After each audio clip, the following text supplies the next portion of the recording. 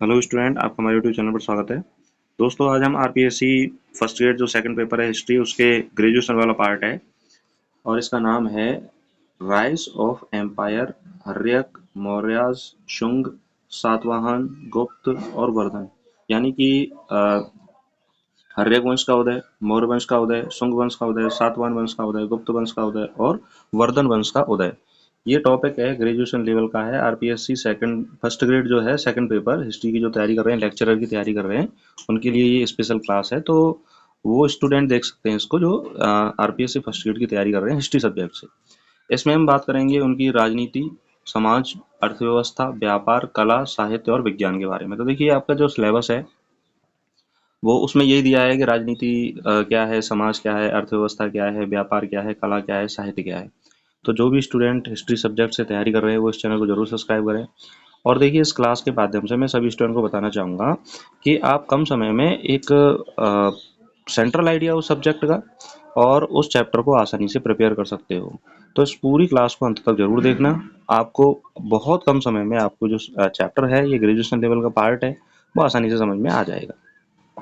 इसके साथ साथ हम थ्योरी के साथ साथ बाद में हम जब थ्योरी कंप्लीट हो जाएगी तो आपको क्वेश्चन आंसर भी करवाएंगे, जिससे कि आपकी जो तैयारी है वो स्ट्रांग होती रहे। तो चलिए हम चैप्टर को शुरुआत करते हैं। Rise of empires, Haryaka, Mauryas, Shunga, Satavahana, Gupta और वर्धन वंश। तो इनके बारे में हम बात करेंगे। तो सबसे पहले हम बात करते हैं हर्यक वंश के बारे में। सबसे पहले किसके बारे में बात करते हैं? हर्यक वंश, हर्यक डायनेस्टी के बारे में। इनका जो समय है वह लगभग 544 ईसा पूर्व से 413 ईसा पूर्व तक रहा है। हर्यक वंश कब से कब तक रहा है? 444 ईसा पूर्व से 413 ईसा पूर्व तक रहा है। और हर्यक वंश की राजधानी क्या रही है? राजगृह। हर्यक वंश की राजधानी रही है राजगृह। इसके प्रमुख शासक कौन कौन है? प्रमुख शासक है बिंबिसार। बिंबिसार का जो शासनकाल है वो 544 से 492 ईसा पूर्व तक था। बिंबिसार का शासनकाल कब से कब तक था? 544 से और 492 ईसा पूर्व पूर्व तक था। देखिए, बिंबिसार ने अलग अलग राज्यों से वैवाहिक संबंधों द्वारा अपने राज्य का क्या किया था? विस्तार किया था। बिंबिसार एक बहुत अच्छा शासक था और उसने राज्य विस्तार करने के लिए वैवाहिक संबंधों को अपनाया। तो क्वेश्चन पूछा जा सकता है आपसे कि भाई, हर्यक वंश का ऐसा कौन सा राजा है जिसने राज्य विस्तार के लिए वैवाहिक संबंधों द्वारा अपना राज्य को बढ़ाया था? और बिंबिसार ने अजातशत्रु को अपना उत्तराधिकारी बनाया। अजातशत्रु दूसरा प्रमुख शासक है। अजातशत्रु ने मगध का विस्तार किया और वैशाली या वज्जी संघ पर उन्होंने आक्रमण किया था और अपने राज्य में मिला लिया था। तो वैशाली पर आक्रमण करके अपने राज्य में मिलाने वाला जो प्रमुख राजा है वो कौन है? अजातशत्रु है। मगध का इन्होंने विस्तार किया था। और उदयन ने पाटलिपुत्र की स्थापना की थी। जो वर्तमान में पटना जो नगर है, उसको पहले पाटलिपुत्र के नाम से जाना जाता था। तो जो मगध साम्राज्य की राजधानी थी और वह उसकी स्थापना किसने की थी? उदयन या उदयन ने की थी, जो हर्यक वंश का राजा था। मगध साम्राज्य की नींव किसने रखी? बिंबिसार ने रखी। और अजातशत्रु ने राज्य को क्या दिया था? विस्तार दिया था। तो मगध जो साम्राज्य है वो किसने बनाया? बिंबिसार ने बनाया। और अजातशत्रु ने मगध को क्या किया था? बहुत बड़ा किया था। और उदयन ने पाटलिपुत्र नगर की क्या की थी? स्थापना की थी। और प्रारंभिक राजधानी जो थी मगध की वो कौन सी थी? राजगृह थी। और मगध मगध में मगध साम्राज्य में हर्यक वंश का जो शासनकाल है वो 544 ईसा पूर्व से 413 ईसा पूर्व तक का माना जाता है। चलिए, अब हम बात करते हैं महत्वपूर्ण विशेषताओं के बारे में। देखिए, राजधानी के बारे में अगर हम बात करें तो प्रारंभ में मगध राज्य की राजधानी थी राजगृह, और बाद में क्या हो गई? पाटलिपुत्र हो गई। तो ये पाटलिपुत्र बाद में बहुत ज्यादा फेमस हुई। बिंबिसार बौद्ध धर्म के समर्थक थे और इन्होंने मगध का विस्तार किया। देखो, अगर हम बात करें बिंबिसार की, तो बिंबिसार ने मगध साम्राज्य की स्थापना तो करी है, लेकिन ये किस धर्म को मानते थे? बौद्ध धर्म को मानते थे। और अगर हम बात करें कि मगध साम्राज्य का जो हर्यक वंश में सर्वाधिक जो विस्तार किया है वो किसने किया है? अजातशत्रु ने किया है। अजातशत्रु गौतम बुद्ध के समकालीन शासक था। ये मोस्ट इंपोर्टेंट है कि कौन सा शासक गौतम बुद्ध के समकालीन था। तो अजातशत्रु गौतम बुद्ध के समकालीन था। बौद्ध संघ की प्रथम संगीति राजगृह में अजातशत्रु के नेतृत्व में ही हुई थी। तो हम बौद्ध संगीति के बारे में पढ़ते हैं तो प्रथम संगीति जो है वो राजगृह में हुई थी। और किसने करवाई थी? अजातशत्रु ने करवाई थी। और गौतम बुद्ध के समकालीन था अजातशत्रु। उदयन ने पाटलिपुत्र नगर की स्थापना की थी और कूटनीतिक विवाहों का प्रयोग किया था। अपने साम्राज्य को विस्तार करने के लिए उदयन ने कूटनीतिक विवाह नीति का प्रयोग किया था। तो इस तरह से मगध साम्राज्य की जो हर्यक वंश की जो प्रमुख विशेषताएं हैं ये हमने पढ़ी। अब हम आगे बात करते हैं। देखिए, हर्यक वंश की राजनीति के बारे में बात करते हैं, क्योंकि अभी हमने पढ़ा था कि हमें राजनीति के बारे में पढ़ना है, अर्थव्यवस्था के बारे में पढ़ना है, साहित्य के बारे में पढ़ना है, समाज के बारे में पढ़ना है, कला एवं विज्ञान के बारे में पढ़ना है। तो मगध साम्राज्य की स्थापना किसने करी है? बिंबिसार ने करी है। ये हम अभी अभी पढ़ चुके हैं। बिंबिसार ने राजनयिक विवाह नीति अपनाकर कौशल, लिच्छवी और मद्र राज्यों से संबंध बनाए। तो देखिए कौन कौन से राज्यों से उसने राजनयिक संबंध विवाह नीति अपनाई?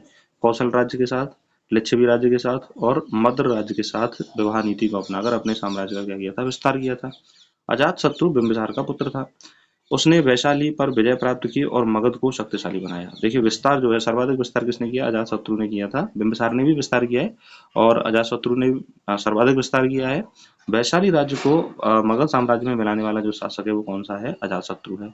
और अजातशत्रु के समय मगध जो है एक शक्तिशाली साम्राज्य के रूप में स्थापित हो चुका था। अजातशत्रु ने राजगृह से हटाकर राजधानी कौन सी बनाई? पाटलिपुत्र बनाई। पहली बौद्ध संगीति का आयोजन अजातशत्रु के शासनकाल में हुआ। यह अभी हम चर्चा कर चुके हैं। अंतिम शासक नाग दशक की हत्या शिशुनाग ने की और हर्यक वंश का अंत हुआ। तो आपसे ये क्वेश्चन पूछा जा सकता है कि हर्यक वंश का जो अंतिम शासक कौन था? अंतिम शासक था नाग दशक। इसकी हत्या किसने की? शिशुनाग ने करी और हर्यक वंश का क्या हो जाता है? अंत हो जाता है। रक्षा हेतु रथमंडल और महाशिलाकंटक जैसे अस्त्र प्रयोग होते थे। तो देखिए जो हर्यक वंश के जो शासक थे मगध साम्राज्य की रक्षा के लिए रथमंडल और महाशिलाकंटक नाम के जो अस्त्र थे वो उनको प्रयोग करते थे। तो ये भी इम्पोर्टेंट पॉइंट है जो आपसे परीक्षा में पूछा जा सकता है। इसको जरूर याद रखें। आगे हम बात करें प्रशासन के बारे में बात करें तो मगध का पहला प्रमुख राजवंश कौन सा है? हर्यक वंश है। बिंबिसार ने अंग, कौशल और लिच्छवी से संबंध बनाए। अजातशत्रु ने वैशाली वैशाली जो गणराज्य है उसको हराया। अभी अभी हम बात कर चुके हैं। मजबूत सैन्य बल था और किलों का निर्माण कराया। राजगृह के किले का निर्माण किसने कराया? हर्यक वंश के शासकों ने कराया। शासक ब्राह्मणों और बौद्धों का संरक्षक थे, यानी इन्होंने ब्राह्मणों को भी संरक्षण दिया और बौद्धों को भी क्या दिया? संरक्षण दिया। अगर हम समाज की बात करें हर्यक वंश के समाज कैसी थी? तो जाति व्यवस्था की शुरुआत होती है हर्यक वंश से। जाति व्यवस्था की क्या होती है? शुरुआत होती है। जाति व्यवस्था मतलब क्या हुआ? ब्राह्मण, क्षत्रिय, शूद्र और वैश्य, इसकी जो व्यवस्था की शुरुआत है वो कहाँ से होती है? हर्यक वंश से होती है। वर्ण व्यवस्था मौजूद थी लेकिन कठोर नहीं थी। देखिए यहाँ पर हम ये बात कर सकते हैं कि जब जाति व्यवस्था की शुरुआत होगी तो वर्ण व्यवस्था इतनी मतलब प्रेजेंट तो रहेगी लेकिन इतनी कठोर नहीं रहेगी जिससे कि वर्ण व्यवस्था समाज पर पूरी तरह से हावी हो जाए। तो हर्यक वंश के शासनकाल के समय वर्ण व्यवस्था तो पाई जाती है लेकिन वह कठोर नहीं है। ये भी इम्पोर्टेंट है। धार्मिक सहिष्णुता है, यानी कि सभी धर्मों का सम्मान करते हैं। बुद्ध और महावीर के समय सामाजिक सुधार की प्रक्रिया प्रारंभ होती है। बौद्ध और जैन धर्मों के उदय का समय माना जाता है हर्यक वंश का शासनकाल। यानी हर्यक वंश के शासनकाल में बौद्ध एवं जैन धर्मों का क्या होता है? उदय होता है। और अजातशत्रु तो स्वयं गौतम बुद्ध के समकालीन था। तो यहाँ से हम ये समझ सकते हैं कि समाज जो है वो प्रारंभिक रूप से अपना निर्माण ले रहा है, चाहे वो जाति व्यवस्था के रूप में हो, चाहे वो बौद्ध एवं जैन धर्म के उदय के रूप में हो, तो यहाँ और चाहे वो धार्मिक सहिष्णुता के रूप में हो। चलिए आगे हम बात करें हर्यक वंश के शासनकाल के समय अर्थव्यवस्था कैसी थी? देखिए हर्यक वंश के शासनकाल के समय कृषि आधारित अर्थव्यवस्था थी, यानी कि पूरा जो हर्यक वंश का जो डायनेस्टी थी वहां पर खेती सबसे ज्यादा होती थी। भूमि कर या भू कर की वसूली की जाती थी, यानी भूमि पर टैक्स लिया जाता था। राज्य द्वारा कर संग्रह किया जाता था और राजस्व वसूली के लिए अधिकारियों की नियुक्ति की जाती थी। व्यापारिक मार्गों का विकास किया गया नदियों और राजमार्गों के माध्यम से, यानी कि सड़क के माध्यम से और नदियों के माध्यम से व्यापार किया जाता था। सिंचाई का प्रारंभिक विकास हर्यक वंश के समय ही हुआ। सिंचाई का जो खेती में जो सिंचाई है, चाहे वो कुओं के जरिए रहा हो या नदियों के जरिए रहा हो, छोटी छोटी नहरों के जरिए रहा हो, तो ये प्रारंभिक विकास जो है वो हर्यक वंश के शासनकाल के दौरान शुरू होता है। राजगृह और वैशाली हर्यक वंश के शासनकाल के दौरान प्रमुख व्यापारिक केंद्र थे। तो ये भी क्वेश्चन आपसे पूछा जा सकता है कि हर्यक वंश के शासनकाल के दौरान प्रमुख व्यापारिक केंद्र कौन कौन से थे? राजगृह और वैशाली। अगर हम बात करें साहित्य और विज्ञान की तो बौद्ध धर्म से संबंधित ग्रंथों की रचना के प्रारंभ होता है हर्यक वंश के शासनकाल के समय। बौद्ध एवं जैन धर्मों की मौखिक परंपरा में रचना की गई, यानी मुंह से बोलकर ये जो ग्रंथ हैं वो प्रारंभिक रूप में रचित किए गए, बाद में उसको लिपिबद्ध किया गया। कला एवं संस्कृति की बात करें तो प्रारंभिक ईंट निर्माण और लकड़ी के भवन यहाँ पर मिलते हैं, यानी कि जो भवन थे वो काहे के बनाए जाते थे? लकड़ी के बनाए जाते थे और शुरुआत में जो ईंटों के माध्यम से भी भवन निर्मित होना शुरू हो गया। प्रारंभिक बौद्ध वास्तुकला का प्रारंभ हुआ। राजगृह और पाटलिपुत्र सांस्कृतिक केंद्र थे। देखो अगर हम बात करें व्यापारिक केंद्र के बारे में तो वैशाली और राजगृह हर्यक वंश के शासनकाल के दौरान प्रमुख व्यापारिक केंद्र थे। और अगर हम सांस्कृतिक केंद्र के बारे में बात करें तो राजगृह और पाटलिपुत्र प्रमुख सांस्कृतिक केंद्र थे। राजगृह और पाटलिपुत्र ये प्रमुख सांस्कृतिक केंद्र थे। आगे हम बात करें देखिए हर्यक वंश के बाद शुरू होता है मौर्य वंश। कौन सा होता है? मौर्य वंश। तो हर्यक वंश के बारे में हमने पढ़ा। अब हम पढ़ेंगे मौर्य वंश के बारे में। तो देखिए धीरे धीरे हम मतलब छोटे छोटे समय में इन वंशों को यदि हम पढ़ेंगे और इस क्लास को 1 से 2 बार देखेंगे तो आपको ये जो वंश है वो बहुत अच्छे से समझ में आ जाएंगे। और आप किसी भी अध्ययन स्रोत से यदि आप अध्ययन कर रहे हो तो वहां से भी चीजें आपको आसानी से समझ में आने लग जाएंगी। छोटे समय में आप बहुत अच्छी तैयारी कर सकते हो, इसीलिए इस क्लास को पूरा जरूर देखना। अब हम बात करते हैं मौर्य वंश के बारे में। देखिए मौर्य वंश का जो शासन है वह 322 ईसा पूर्व से और 285 ईसा पूर्व तक रहा है। यानी मगध साम्राज्य का पहला जो वंश था वो था हर्यक वंश, और दूसरा जो प्रमुख वंश है वह है मौर्य वंश। इसका शासनकाल कब से कब तक रहा है? 322 ईसा पूर्व से 185 ईसा पूर्व तक। मगध साम्राज्य की प्रारंभिक राजधानी क्या थी? राजगृह थी मगध साम्राज्य की। और हर्यक वंश ने प्रारंभिक राजधानी जो है वो राजगृह को ही बनाया। बाद में फिर पाटलिपुत्र को बनाया। और मौर्य वंश की जो प्रमुख राजधानी रही है वो कौन सी रही है? पाटलिपुत्र ही रही है। प्रमुख शासक चंद्रगुप्त मौर्य। चाणक्य की सहायता से चंद्रगुप्त मौर्य ने धनानंद को हराकर मौर्य साम्राज्य की क्या की थी? स्थापना की थी। चंद्रगुप्त मौर्य ने यूनानी शासक सेल्यूकस को हराया और उससे राजनयिक संबंध बनाए। तो इन्होंने यूनानी शासक को हराया था। बिंदुसार, देखिए एक है बिंबिसार। बिंबिसार तो हर्यक वंश से संबंधित है, और बिंदुसार बिंदुसार मौर्य वंश से संबंधित है। बिंदुसार दक्षिण भारत के कुछ भागों पर नियंत्रण रखता था। यानी कि जो दूसरा प्रमुख राजा है बिंदुसार, वह दक्षिण भारत तक उन्होंने कुछ भागों तक अपना साम्राज्य को क्या किया था? विस्तार किया था। और सबसे महान राजा इस वंश का वो थे अशोक। इन्होंने कलिंग युद्ध किया 261 ईसा पूर्व में। देखिए ये डेट पूछी जाती है कलिंग युद्ध की कि कलिंग युद्ध कब हुआ था? 261 ईसा पूर्व में कलिंग युद्ध हुआ था। बौद्ध धर्म का प्रचार किया था और धम्म नीति को अपनाया था। बौद्ध धर्म का प्रचार किया और धम्म नीति को अपनाया। अशोक ने कलिंग युद्ध के बाद बौद्ध धर्म को अपनाया था। किसको अपनाया था? बौद्ध धर्म को। कब अपनाया था? कलिंग युद्ध के बाद। तो ये भी पूछा जा सकता है कि भाई अशोक ने जो बौद्ध धर्म है वो कलिंग युद्ध से पहले अपनाया, कलिंग युद्ध के बाद अपनाया? तो कलिंग युद्ध के बाद अपनाया। अशोक ने दक्षिण भारत को छोड़ लगभग पूरे भारत पर शासन किया था। तो ये भी बहुत मोस्ट इम्पोर्टेंट है कि सबसे ज्यादा जो साम्राज्य विस्तार है मौर्य वंश में किसने किया था? अशोक ने किया था। इन्होंने दक्षिण भारत को छोड़कर लगभग जो पूरा बृहद जो भारत आता था उस पर सब पर क्या किया था? शासन किया था। और मगध साम्राज्य को एक बहुत शक्तिशाली साम्राज्य के रूप में स्थापित कर दिया था। चलिए आगे हम बात करें अशोक के शिलालेख। देखिए अशोक के शिलालेख जो है उत्तर भारत में जो शिलालेख है वह ब्राह्मी लिपि में है। उत्तर पश्चिम जो भारत है आज का, जो वर्तमान में अगर हम बात करें तो पाकिस्तान का जो एरिया है वहां पर खरोष्ठी लिपि में शिलालेख लिखवाए, और यूनानी और अरमाइक लिपि में शिलालेख लिखवाए अफगानिस्तान वाले क्षेत्र में। तो आप मान सकते हो कि देखिए जो वर्तमान पाकिस्तान है वहां तक शासन है, अफगानिस्तान है वहां तक शासन है, और इन्होंने वहां के जो लोग हैं जिस भाषा को जानते थे उसी भाषा में इन्होंने शिलालेख मतलब लिखवाए। उत्तर भारत में जो शिलालेख मिले हैं वो सभी ब्राह्मी लिपि मिले हैं। उत्तर पश्चिम भारत में जो शिलालेख हैं मतलब पाकिस्तान में जो शिलालेख मिले हैं वो खरोष्ठी लिपि में मिले हैं, और अफगानिस्तान क्षेत्र में जो शिलालेख थे वो यूनानी और अरामाइक जो लिपि है उसमें उन्होंने लिखवाए थे। अशोक के शिलालेखों में धम्म के सिद्धांतों का प्रचार किया गया था। धम्म मतलब एक अच्छा आचरण या नैतिक धर्म जो है उसके बारे में अशोक ने विस्तारित व्याख्या की थी और लोगों से सही मार्ग पर चलने की अपील की थी।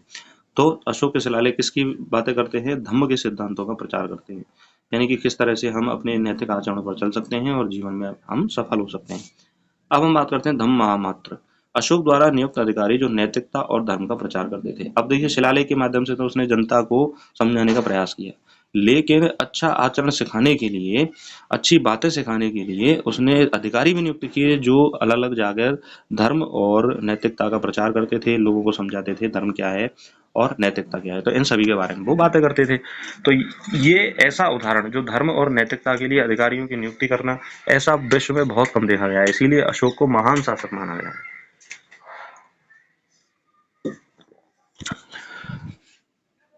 चलिए आगे हम बात करें। देखिए मौर्य साम्राज्य में राजनीति और प्रशासन कैसा था? देखिए मौर्य साम्राज्य केंद्रीकृत प्रशासन था। केंद्रीकृत प्रशासन का मतलब ये है कि जो संपूर्ण सत्ता थी वो राजा के हाथों में केंद्रित थी, और वो राजा ही सबसे ज्यादा निर्णय, अंतिम और सर्वमान्य निर्णय लेता था। न्यायिक व्यवस्था और गुप्तचर तंत्र बहुत मजबूत था। देखिए न्यायिक व्यवस्था अच्छी थी, लोगों को अच्छा न्याय दिया जाता था, और राज्य में कहीं पर कोई अनैतिक कार्य नहीं हो रहे हों उसके लिए गुप्तचर व्यवस्था भी बहुत सुदृढ़ बनाई गई थी। कौटिल्य ने अर्थशास्त्र नामक ग्रंथ लिखा था जो राज्य व्यवस्था पर आधारित है, राजनीति पर आधारित है। अर्थ देखिए अर्थशास्त्र से हमें ये लग रहा है कि ये इकोनॉमिक्स पर आधारित, तो नहीं, इकोनॉमिक्स पर आधारित नहीं था। कौटिल्य का जो अर्थशास्त्र वाला ग्रंथ था वह राजनीति और राज व्यवस्था पर आधारित था कि शासन कैसे चलाना है, राजा कैसा होना चाहिए, प्रजा के लिए भलाई कार्य कैसे करने चाहिए। ये चार प्रमुख अंग बताए राजा, मंत्रिपरिषद, सेना और जासूसी तंत्र। देखिए ये कौटिल्य में ही ग्रंथ 4 प्रमुख अंग बताए थे चाणक्य ने, कौटिल्य ने अर्थशास्त्र में। वो कौन कौन से हैं? राजा, मंत्रिपरिषद, सेना और जासूसी तंत्र। तो यदि इस तरह की व्यवस्था रहेगी तो वह राज्य जो है वो बहुत अच्छे से संचालित होगा। अशोक ने कलिंग युद्ध 261 ईसा पूर्व के बाद बौद्ध धर्म को अपनाया। ये हम चर्चा कर चुके हैं कि अशोक ने बौद्ध धर्म को कब अपनाया था। तो कलिंग युद्ध के बाद अशोक ने बौद्ध धर्म को अपनाया था। अगर हम बात करें मौर्य काल के समाज के बारे में, तो मौर्य काल के समय जो समाज था वो बहुधार्मिक समाज था। यानी कि मौर्य साम्राज्य में बौद्ध धर्म भी था, जैन धर्म भी था और ब्राह्मण धर्म भी था। जातिगत व्यवस्था विद्यमान थी। महिलाओं की स्थिति निम्न थी। देखिए ये इम्पोर्टेंट बात है, मौर्य काल के समय महिलाओं की स्थिति इतनी अच्छी नहीं थी जितनी उससे पूर्व के समय में हुआ करती थी। अशोक के काल में धार्मिक सहिष्णुता और नैतिकता पर बल दिया गया। तो देखिए अशोक ने सभी धर्मों का सम्मान किया और नैतिक आचरणों की बात कही, इसीलिए अशोक के काल में धार्मिक सहिष्णुता और नैतिकता पर क्या दिया गया था? बल दिया गया था।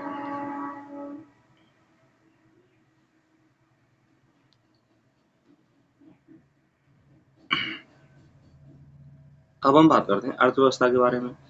देखिए मौर्य काल में जो अर्थव्यवस्था थी वह कृषि, पशुपालन, खनन और व्यापार पर आधारित थी। यानी कि कृषि खेती की जाती थी, पशुपालन किया जाता था, खनन किया जाता था और व्यापार भी किया जाता था। मुद्रा व कर प्रणाली विकसित थी, यानी टैक्स लिया जाता था और मुद्राएं जो हैं वो विकसित की गई। कृषि, हस्तशिल्प और व्यापार को विकसित किया गया। राज्यों द्वारा टैक्स का संग्रह किया जाता था, यानी कि जो टैक्स दिया जाता था उसको मुख्य लेने वाला कौन था? केंद्रीय व्यवस्था थी, राज्य थी। शिल्प और उद्योगों पर नियमन किया गया। शासकीय नियंत्रण वाली अर्थव्यवस्था थी, यानी कि जो राजा था उसका पूरी तरह से उस अर्थव्यवस्था पर नियंत्रण था। और मौर्य काल में सड़कों का निर्माण कराया। उत्तर से दक्षिण राजमार्गों तक बड़ी बड़ी सड़कों का निर्माण कराया, उत्तरी दिशा से दक्षिणी दिशा की ओर। तो ये मौर्य काल में अर्थव्यवस्था को बढ़ाने के लिए सड़कों का निर्माण किया गया। तो ये भी अर्थव्यवस्था का एक रूप है। व्यापार और वाणिज्य कैसा था? आंतरिक और विदेशी व्यापार दोनों तरह से व्यापार होता था। भारत रोम, मिस्र और चीन देशों से व्यापार करता था। पश्चिमी एशिया, यूरोप से व्यापारिक संपर्क थे और समुद्री मार्गों के माध्यम से भी व्यापार किया जाता था। तो व्यापार कैसा होता था? विदेशी व्यापार भी होता था और मौर्य साम्राज्य के अंदर भी व्यापार होता था। व्यापार के लिए स्थल मार्ग और समुद्री मार्ग दोनों का प्रयोग किया जाता था। और विदेशों से बात करें तो रोम, मिस्र, चीन, पश्चिमी एशिया और यूरोप से भी व्यापार उस समय हुआ करता था। तो एक बहुत धन धान्य जो था, एक साम्राज्य मौर्य साम्राज्य जो है वो बन गया था। और मौर्य साम्राज्य जो है एक बहुत प्रसिद्ध साम्राज्य हुआ करता था उस समय का। अगर हम बात करें कला और वास्तुकला के बारे में, चलिए अब बात करते हैं मौर्य काल के कला एवं वास्तुकला के बारे में। तो सांची, भरूच स्तूप, मौर्य काल वास्तुकला में मृदुलता और भव्यता थी। देखिए मृदुलता का भाव था और बहुत बड़े बड़े स्तूप और कला जो थी वो बड़े बड़े रूप में बनाई जाती थी। अशोक स्तंभ का निर्माण भी इसी समय हुआ और अशोक स्तंभ को भारत का राष्ट्रीय चिन्ह भी बनाया गया है। शिलालेख और शिला स्तंभों पर लेखन जो प्रारंभ हुआ वो कब हुआ? मौर्य काल में ही हुआ। तो ये मौर्य काल की विशेषता थी कि सांची का स्तूप बनाया गया, भरूच का स्तूप बनाया गया और मृदुलता और भव्यता का भाव था। अशोक स्तंभ का निर्माण किया गया और अशोक स्तंभ भारत का राष्ट्रीय चिन्ह भी है। शिलालेखों का निर्माण किया गया और जो शिला स्तंभ थे उन पर लेखन प्रणाली जो थी वो विकसित हुई थी। ये सब किसकी विशेषता है? मौर्य काल की विशेषता है। अब देखिए मौर्य काल के साहित्य और विज्ञान के बारे में बात करते हैं। तो साहित्य और विज्ञान में अर्थशास्त्र, धम्मपद और बौद्ध साहित्य लिखे गए। तो अर्थशास्त्र किसने लिखा? अर्थशास्त्र लिखा था चाणक्य, कौटिल्य ने। अर्थशास्त्र को कौटिल्य ने लिखा। ये किस पर आधारित है? प्रशासन, अर्थनीति और राजनीति पर आधारित ग्रंथ है। तो ये क्वेश्चन यही पूछा जाता है कि अर्थशास्त्र जो ग्रंथ है वो किससे संबंधित है? तो ये प्रशासन, अर्थनीति और राजनीति से संबंधित है। इसी काल में पंचतंत्र की प्रारंभिक रचनाएं लिखी गई। तो पंचतंत्र जो है वो उसकी जो रचना लिखी है वो मौर्य काल में लिखी गई। चिकित्सा और गणित में प्रगति हुई। आयुर्वेद और खगोल विज्ञान की भी क्या होती है? उन्नति होती है। तो मौर्य काल में चिकित्सा में उन्नति होती है, गणित में उन्नति हुई, आयुर्वेद में उन्नति हुई और खगोल विज्ञान में क्या होती है? उन्नति होती है। तो इस तरह से मौर्य काल में साहित्य और विज्ञान जो है वो धीरे धीरे आगे बढ़ता है। अब हम बात करते हैं मौर्य वंश के बाद शुंग वंश के बारे में। देखिए शुंग वंश जो है, शुंग डायनेस्टी के बारे में हम बात करेंगे। सबसे पहले हम बात करेंगे शुंग डायनेस्टी का जो समय है वह कब से कब तक है। 185 ईसा पूर्व से और 75 ईसा पूर्व तक शुंग वंश की डायनेस्टी का समय रहा है। अच्छा जी, पुष्यमित्र शुंग द्वारा मौर्यों का अंत किया गया 185 ईसा पूर्व में, और शुंग वंश की क्या की गई, स्थापना की गई। शुंग वंश के समय भी राजधानी क्या रही, पाटलिपुत्र रही। शुंग वंश के समय क्या रही राजधानी, पाटलिपुत्र रही। देखिए जैसे हम सभी में पढ़ते आ रहे हैं कि भाई प्रमुख शासक कौन कौन से थे, तो इस शुंग वंश में भी प्रमुख शासक थे। सबसे पहला प्रमुख शासक है पुष्यमित्र शुंग। पुष्यमित्र शुंग स्वयं ब्राह्मण था। अंतिम मौर्य सम्राट बृहद्रथ की हत्या करने के बाद सत्ता पर इसने अधिकार कर लिया। तो शुंग वंश ने अंतिम जो मौर्य सम्राट था बृहद्रथ, उसकी जो हत्या की थी, और स्वयं क्या था, ब्राह्मण था। तो ब्राह्मण वंश की इसने क्या की थी, स्थापना की थी। पुष्यमित्र शुंग ने अश्वमेध यज्ञ करवाया। तो ये इम्पोर्टेंट है, सब्जेक्ट के हिसाब से पूछ लिया जाता है कि भाई शुंग वंश का ऐसा कौन सा राजा है जिसने अश्वमेध यज्ञ करवाया था। तो वह है पुष्यमित्र शुंग, और वैदिक परंपराओं का पुनरुत्थान किया। तो देखिए वैदिक परंपराओं के पुनरुत्थान से संबंधित है कि भाई पहले जो वैदिक काल में यज्ञ किए जाते थे, फिर बाद में अलग अलग राजाओं ने शासन किया, तो जो सनातन परंपरा है, वैदिक परंपरा है, वो क्या हुई, लगभग समाप्त हो गई। क्योंकि राजा जो है वो कोई जैन धर्म को अनुसरण कर रहा है, कोई बौद्ध धर्म को अनुसरण कर रहा है, तो उसमें यज्ञों की परंपरा ही नहीं थी। तो पुष्यमित्र शुंग ने अश्वमेध यज्ञ करवा के वैदिक परंपराओं को पुनः दोबारा स्थापित किया, और ब्राह्मणवादी प्रवृत्तियों का उत्थान होता है। क्योंकि पुष्यमित्र शुंग स्वयं ब्राह्मण था, अब जब ब्राह्मणों का ही शासन होगा तो उस राज्य के अंतर्गत ब्राह्मणवादी जो प्रवृत्तियां हैं वह धीरे धीरे क्या होंगी, उनका उत्थान होगा। अग्निमित्र शुंग, अब बात करते हैं हम अग्निमित्र शुंग के बारे में। देखिए अग्निमित्र शुंग का जो विवरण है वह कालिदास ने एक रचना लिखी है, मालविका अग्निमित्रम। तो ये जो अग्निमित्र है ये शुंग वंश के राजा के बारे में ही, मालविका और अग्निमित्र की प्रेम कहानी के ऊपर कालिदास ने एक रचना लिखी जिसका नाम है मालविका अग्निमित्रम। तो इसमें अग्निमित्र शुंग का क्या किया गया है, वर्णन किया गया है। आगे हम बात करें शुंग वंश के समय राजनीति राजनीति क्या थी। देखिए शुंग वंश के समय यवनों के कई आक्रमण हुए, विशेषकर उत्तर पश्चिम भारत में। देखिए जो वर्तमान में पाकिस्तान वाला जो क्षेत्र है, उत्तर पश्चिम वाला भाग है, वहां पर यवन जो थे, दूसरे देश के बाहरी जो आक्रमणकर्ता थे, उन्होंने आक्रमण किए। तो शुंग वंश के जो राजा थे उन्होंने सफलतापूर्वक उन आक्रमणों को क्या किया, रोका, उनका विरोध किया। ब्राह्मण धर्म का पुनरुत्थान होता है, यवनों के आक्रमणों का सफल प्रतिकार किया जाता है, विरोध किया जाता है। बौद्ध धर्म का इस समय में बौद्ध धर्म का क्या किया गया, विरोध किया गया। बौद्ध धर्म के प्रति विरोधाभास उत्पन्न हुआ, फिर भी बौद्ध स्थापत्य को संरक्षण मिला। जैसे सांची का स्तूप जो है वो इसी शासन काल में बनाया गया स्तूप है, सांची का स्तूप शुंग वंश के शासन काल में बनाया गया है। देखिए भले ही ब्राह्मण वंश का स्थापत्य हो गया, ब्राह्मण वंश जो है बहुत तेजी से शुंग वंश शासन काल में मौर्य मगध साम्राज्य में फैला, ब्राह्मण विचारधारा फैली, और वैदिक परंपरा का पुनरुत्थान हुआ। लेकिन ऐसा नहीं हुआ कि भाई जो बौद्ध धर्म से संबंधित जो स्तूप थे, विरासत थी, उनको तोड़ दिया गया, हटा दिया गया, ऐसा नहीं था। उनका संरक्षण किया गया, और इसी शासनकाल में सांची के स्तूप का निर्माण भी किया गया। अगर हम समाज के बारे में बात करें तो देखिए हमें समाज में वैसे ही समझ में आता है कि जब राजा ब्राह्मण होगा तो श्रेष्ठता किसकी होगी, ब्राह्मणों की होगी। तो ब्राह्मणों की श्रेष्ठता होती है समाज में, और बौद्धों का ह्रास होता है, यानी बौद्धों की जो प्रतिष्ठा थी उसमें क्या आती है, धीरे धीरे कमी आती है। ब्राह्मण श्रेष्ठ हो जाते हैं, और समाज पुनः वर्ण आधारित हो जाता है। वर्ण मतलब 4 वर्ण बताए थे, ब्राह्मण, क्षत्रिय, वैश्य और शूद्र। तो दोबारा से वर्ण व्यवस्था स्थापित हो जाती है शुंग शासन काल में।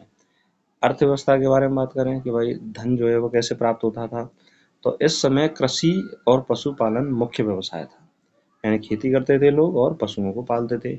मुद्राओं का चलन इस समय जारी रहा, और सिक्कों का चलन इसमें जारी रहा। तो मुद्राओं का चलन जो है वो शुंग वंश के शासनकाल के दौरान भी चलता रहा। आगे हम बात करें व्यापार कैसा था। देखिए व्यापार शुंग वंश के समय सीमित व्यापार था, शांति और स्थिरता से व्यापार बढ़ा। सीमित व्यापार का मतलब ये था कि भाई ज्यादातर जो व्यापार था वो आंतरिक व्यापार ही हुआ, विदेशों से व्यापार जो है बहुत कम हुआ, और यूनानी आक्रमणों के प्रभाव के कारण व्यापार जो है वो स्थिर रहा, और यूनानी आक्रमणों का ही प्रभाव के कारण जो विदेशों से व्यापार था वह उसमें क्या आई, कमी आई। तो शुंग वंश के शासनकाल के दौरान व्यापार कैसा था, सीमित था। तो इसको आप याद रखिए।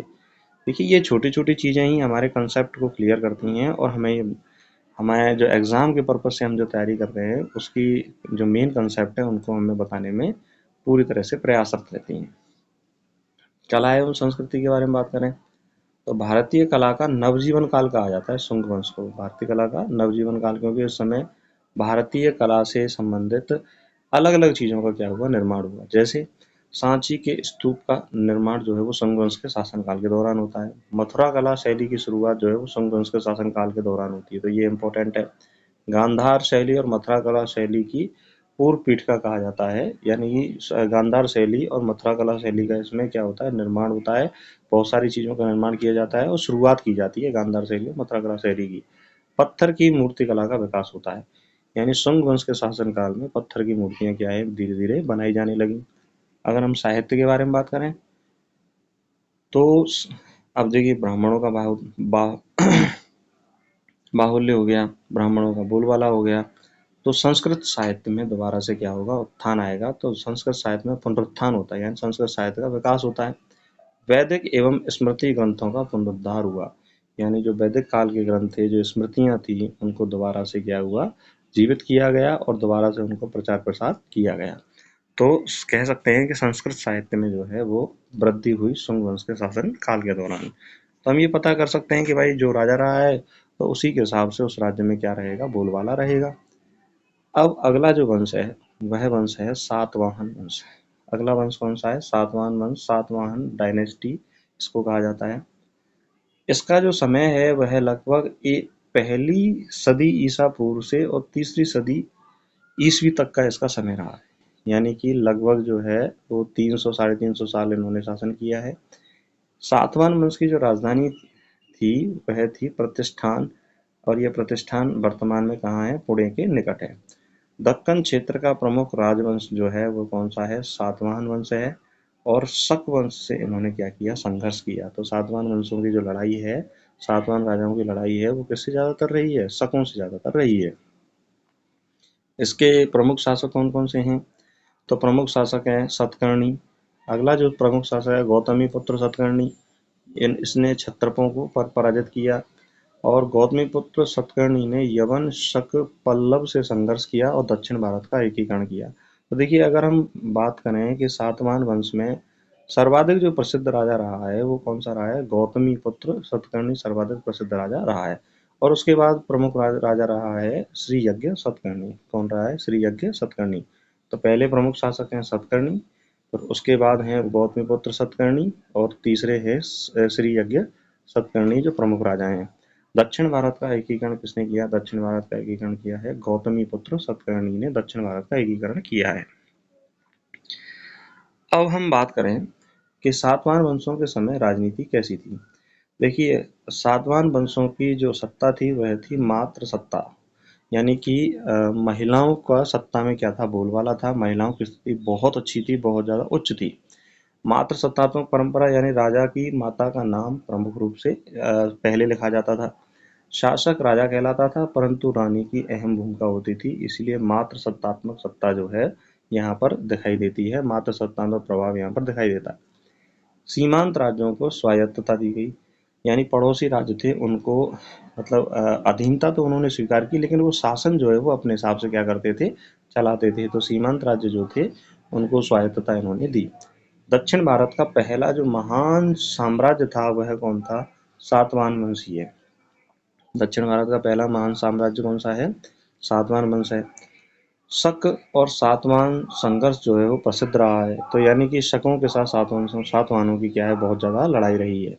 अगर हम समाज के बारे में बात करें तो समाज में मिश्रित संस्कृति थी, यानी ब्राह्मणों का भी प्रभाव था और बौद्धों का भी प्रभाव था। शैव वैष्णव बौद्ध धर्म का सहअस्तित्व था। महिला तो महिलाओं की स्थिति यहाँ पर अच्छी थी। जाति व्यवस्था स्पष्ट थी, ब्राह्मण क्षत्रिय वैश्य शूद्र, ये जाति जो व्यवस्था थी वर्ण आधारित थी। जाति विविधता थी और धार्मिक सहिष्णुता, मतलब सभी धर्मों का यहाँ पर सम्मान किया गया। और ज़्यादातर जो था वह ब्राह्मणों का ही क्या रहा, यहाँ पर बोलबाला रहा। लेकिन बौद्ध धर्म को भी संरक्षण दिया गया, शैव धर्म को भी क्या दिया गया, संरक्षण दिया गया। तो बौद्ध, शैव और ब्राह्मण जो धर्म थे, वैष्णव धर्म थे, तो उनका सह अस्तित्व यहाँ पर पाया जाता है। आगे हम बात करें सातवाहन वंश। अब हम सातवाहन वंश की अर्थव्यवस्था के बारे में बात करेंगे।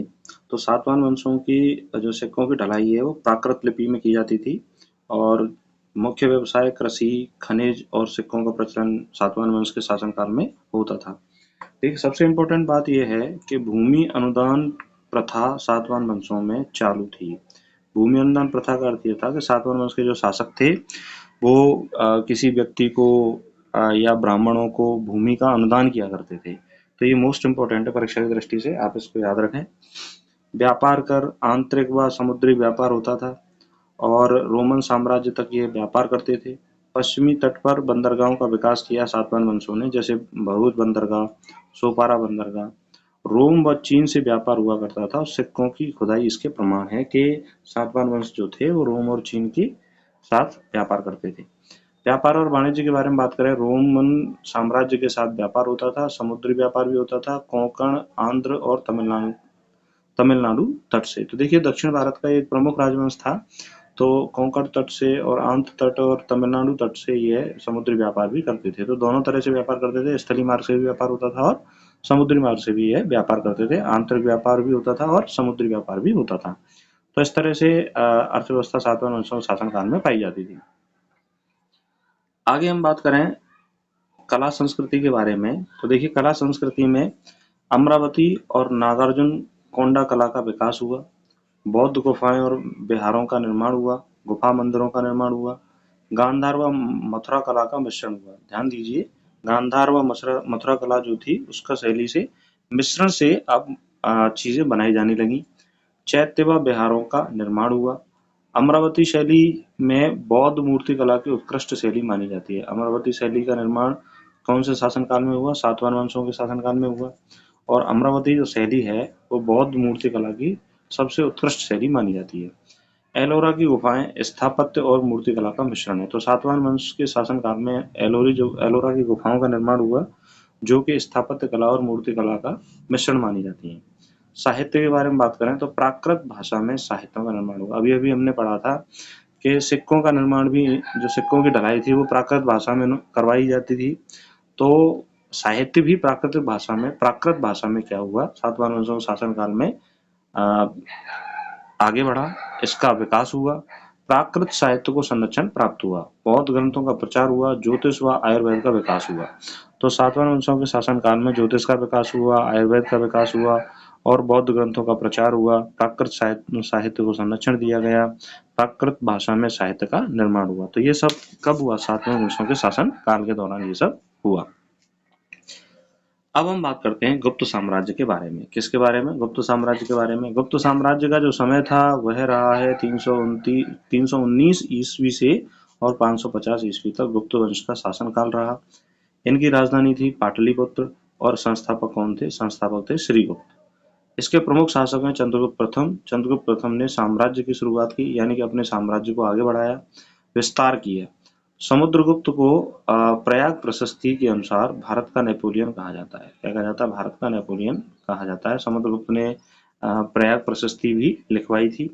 और चंद्रगुप्त द्वितीय को विक्रमादित्य कहा जाता है और यह गुप्त काल के स्वर्ण युग की शुरुआत इनके समय हुई। तो गुप्त काल को भारत का स्वर्ण युग भी कहा जाता है। तो ये किसके समय हुआ? चंद्रगुप्त द्वितीय के समय हुआ, जिसे हम विक्रमादित्य के रूप में भी हम जानते हैं। तो तीन प्रमुख शासक हैं, चंद्रगुप्त प्रथम, समुद्रगुप्त और चंद्रगुप्त द्वितीय। आगे हम बात करें इनकी प्रशासन प्रणाली कैसी थी। तो देखिए, गुप्त शासन काल के दौरान सामंतवाद की नींव रखी गई। सामंतवाद क्या होता है? जैसे मान लीजिए एक राजा का एक बड़ा राज्य है, तो इसके अंदर अपने राज्यों को छोटे छोटे रियासत नहीं, छोटे छोटे क्षेत्रों में बांट दिया और छोटे छोटे क्षेत्रों में अलग अलग वहां पर क्या है, सामंतों को बिठा दिया। तो ये सामंत थे, उस क्षेत्र पे क्या करते थे, जैसे राजा राज करता था वैसे राज करते थे और ये राजा को क्या देते थे? टैक्स देते थे। टैक्स देते थे। तो सामंतवाद की जो शुरुआत है वो कब हुई है? गुप्त काल से हुई है। केंद्र व प्रांतों में विभाजन था।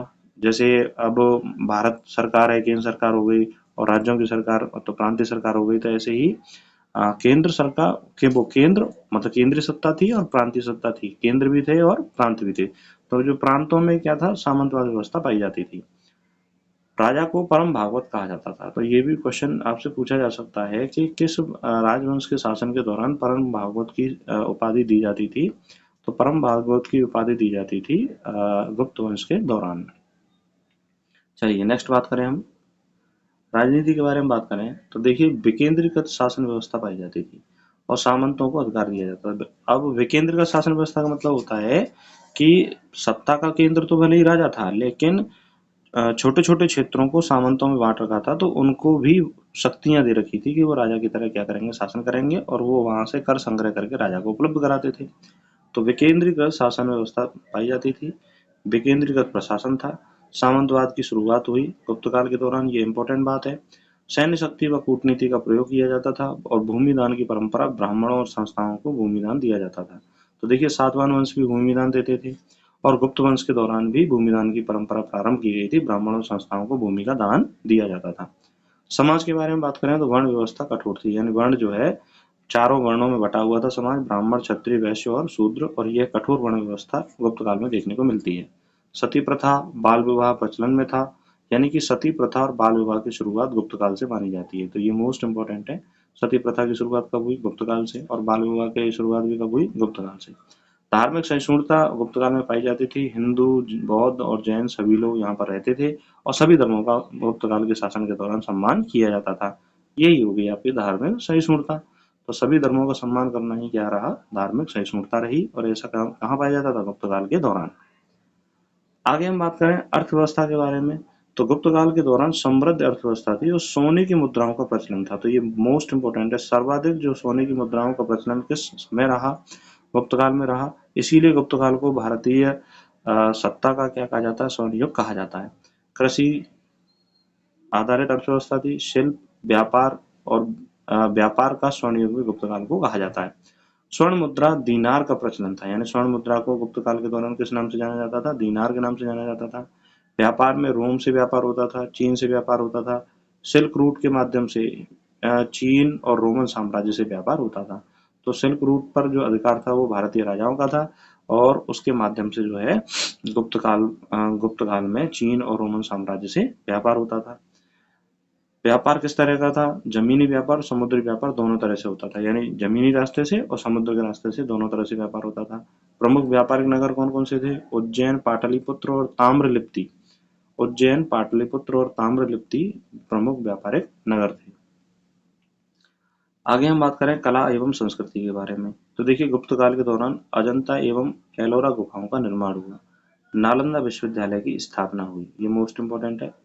गुप्तकालीन सिक्के, स्वर्ण मुद्रा में सोने के सिक्के बनाए गए, देवी देवताओं की मूर्तियां बनाई गईं, मंदिर स्थापत्य में दशावतार का मंदिर, देवगढ़ के झांसी का मंदिर बनाया गया। मंदिर निर्माण की शुरुआत नागर शैली में हुई, मोस्ट इंपोर्टेंट है, नागर शैली का विकास कब हुआ, गुप्त काल के दौरान। और मूर्ति कला में नरम और अभिव्यक्तिपूर्ण शैली को अपनाया गया, यानी कि जो मूर्तियां थीं वो इस तरह से बनाई गई कि उनमें हमें एक अभिव्यक्ति व्यक्त होती थी और एक हल्की सी मुस्कुराहट के साथ मूर्तियों का निर्माण किया गया, देवी देवताओं की मूर्तियों का निर्माण किया गया। साहित्य के बारे में बात करें तो कालिदास संस्कृत काव्य का सर्वोत्तम युग कहा जाता है इस समय को, क्योंकि कालिदास ने अपने बहुत सारे ग्रंथों की रचनाएं इस समय की थी और उन्होंने एक महान ग्रंथ लिखा था अभिज्ञान शाकुंतलम, मालविकाग्निमित्रम, ये ग्रंथ कालिदास ने लिखे थे। बाणभट्ट, विकास विशाख दत्त, बराहमिहिर, चरक, सुश्रुत गुप्त काल के दौरान ये प्रमुख व्यक्ति थे जो गुप्त काल के समय में उपस्थित थे।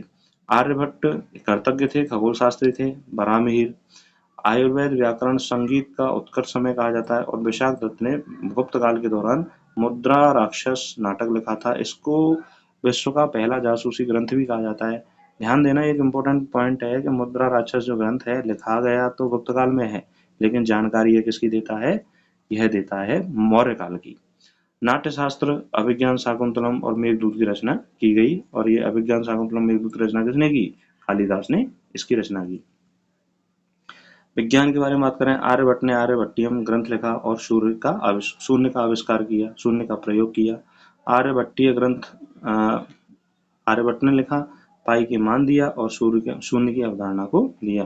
तो हम कहते हैं ना कि भाई भारत ने ही शून्य का विकास किया था, तो वो किसने किया था? आर्यभट्ट ने किया था। और किस समय, किस काल में पाए जाते थे? गुप्त काल में गुप्त काल में थे आर्यभट्ट जी। परामिहिर ने बृहत संहिता को लिखा, जो कि खगोल विज्ञान का क्या है? ग्रंथ है। चिकित्सा, गणित और ज्योतिष में महान प्रगति हुई। इसीलिए देखिए, हर क्षेत्र में अगर हम देखें तो गुप्त काल में सभी क्षेत्रों में विकास हुआ है, और सभी क्षेत्रों में विकास होने, चिकित्सा में हुआ, गणित में हुआ, ज्योतिष में हुआ, विश्वविद्यालय की स्थापना हुई, स्थापत्य कला का विकास हुआ, और बहुत महान शासक पाए जाते थे। पूर्ण धन धान्य युक्त साम्राज्य था, सोने की कोई कमी नहीं थी। इसीलिए गुप्त काल को भारतीय इतिहास का स्वर्णिम युग कहा जाता है। अब हम बात करते हैं वर्धन वंश के बारे में। देखिए, वर्धन वंश जो है, वर्धन डायनेस्टी का समय 606 ईस्वी से 647 ईस्वी तक माना जाता है। वर्धन वंश की राजधानी थी कन्नौज। इसके प्रमुख शासक हैं हर्षवर्धन। हर्षवर्धन थानेसर से कन्नौज तक इन्होंने अपने साम्राज्य का विस्तार किया, और यह भारत के अंतिम महान सम्राट भी माने जाते हैं हर्षवर्धन। जैसे विक्रमादित्य हुए, चंद्रगुप्त द्वितीय, अशोक महान हुए, ऐसे हर्षवर्धन भी एक बड़े साम्राज्य पर शासन करने वाले राजा थे, तो इनको अंतिम महान सम्राट भी माना जाता है। दक्कन विजय में चालुक्य राजा पुलकेशन द्वितीय से हर्षवर्धन की हार हुई थी। तो ये मोस्ट इम्पोर्टेंट है, और ऐसा माना जाता है कि इस हार से बहुत दुखी हो गए थे, और धीरे धीरे वो दुखी मन से ही फिर ये इनकी मृत्यु हो जाती है। तो ये सिर्फ एक युद्ध हारे थे अपने जीवन में, और वो भी किससे? पुलकेशन द्वितीय से एक युद्ध इन्होंने हारा था। कन्नौज में बौद्ध धर्म का सम्मेलन करवाया। हर्ष ने नालंदा विश्वविद्यालय को संरक्षण दिया। बाणभट्ट और दंडी जैसे विद्वान हर्षवर्धन के दरबार में पाए जाते थे, रहते थे। आगे हम बात करें वर्धन वंश की राजनीति के बारे में बात करें, तो वर्धन वंश उत्तर भारत में स्थिर शासन किया। वर्धन वंश जब शासन करता था, बौद्ध धर्म को इन्होंने संरक्षण दिया, नालंदा विश्वविद्यालय को संरक्षण दिया, और राजदूत प्रणाली व दक्षिण भारत से संपर्क भी इन्होंने स्थापित किया। तो अलग अलग राज्यों में अपने राजदूत रखे थे, और दक्षिण भारत से इनके संपर्क पाए जाते थे। समाज के बारे में बात करें तो वर्ण व्यवस्था थी। वर्ण व्यवस्था वही समाज 4 वर्णों में बटा हुआ था। धार्मिक सहिष्णुता थी। इसका मतलब ये है कि बौद्ध, जैन, ब्राह्मण सबको समर्थन दिया गया, सभी धर्मों का सम्मान किया गया। बौद्ध और ब्राह्मण दोनों धर्मों को संरक्षण दिया गया। हेनसांग हर्षवर्धन के शासनकाल में आया। तो हेनसांग की यात्रा से सामाजिक जानकारी मिलती है, और हेनसांग की यात्रा से हमें ये मिलता है कि स्त्रियों की स्थिति में सुधार आया, लेकिन उनको सीमित अधिकार थे। स्त्रियों की स्त्री में सुधार तो था, लेकिन उनका अधिकार कैसे थे? सीमित थे। तो ये सब किसके शासनकाल में था? हर्षवर्धन के शासनकाल के दौरान था। आगे हम बात करें अर्थव्यवस्था के बारे में। देखिए, अर्थव्यवस्था में भूमि पर टैक्स लेने की व्यवस्था थी, खेती आधारित अर्थव्यवस्था थी, और भूदान प्रथा का क्या था? चलन था हर्षवर्धन के शासनकाल के दौरान। मुद्रा प्रचलन सीमित था। ग्रामीण अर्थव्यवस्था पर आधारित अर्थव्यवस्था पाई जाती थी। तो यहाँ पर एक नोट करने वाली बात है कि मुद्रा का प्रचलन हर्षवर्धन के शासनकाल के दौरान सीमित था। व्यापार की बात करें तो सीमित व्यापार था, अंतर्देशीय व्यापार सक्रिय था, और अंतर्राष्ट्रीय व्यापार में कमी हुई। तो देखिए, देश के अंदर व्यापार अधिक था, लेकिन अंतर्राष्ट्रीय व्यापार क्या था? कम था। और समुद्री व्यापार भी क्या हुआ? कम हुआ। तो ये इंपॉर्टेंट पॉइंट है जो हमें याद रखने की जरूरत है। आगे हम बात करें हर्षवर्धन के शासनकाल के दौरान धार्मिक महोत्सव का आयोजन किया गया। कन्नौज में सभा होती थी, और प्रत्येक 5 वर्ष में जो हर्षवर्धन थे, वह अपनी सारी संपत्ति का दान कर देते थे। बौद्ध विहारों, मठों और स्तूपों का निर्माण किया गया। मंदिरों और विश्वविद्यालयों का विकास किया गया। कन्नौज को सांस्कृतिक राजधानी बनाया गया। तो ये किसके समय बनाया गया? हर्षवर्धन के शासनकाल के दौरान।